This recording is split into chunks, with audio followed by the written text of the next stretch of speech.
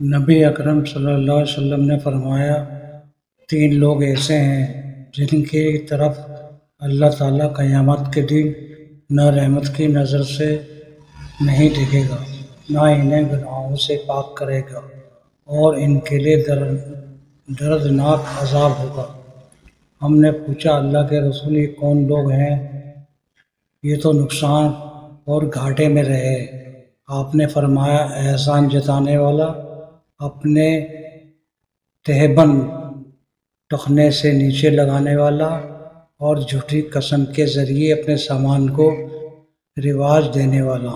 رسول اللہ صلی اللہ علیہ وسلم نے فرمایا، 3 دعائیں مقبول ہوتی ہیں، ان میں کوئی شک نہیں ہے: مظلوم کی دعا، مسافر کی دعا، اور بیٹے کے اوپر باپ کی دعا۔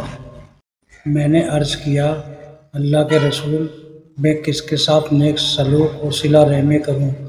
آپ نے فرمایا، اپنی ماں کے ساتھ۔ میں نے عرض کیا، پھر کس کے ساتھ؟ فرمایا، اپنی ماں کے ساتھ۔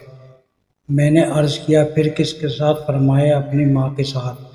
میں نے عرض کیا، پھر کس کے ساتھ؟ فرمایا، پھر اپنے باپ کے ساتھ، پھر رشتہ داروں کے ساتھ، پھر سب سے زیادہ قریبی رشتہ دار، پھر اس کے بعد درجہ بدرجہ۔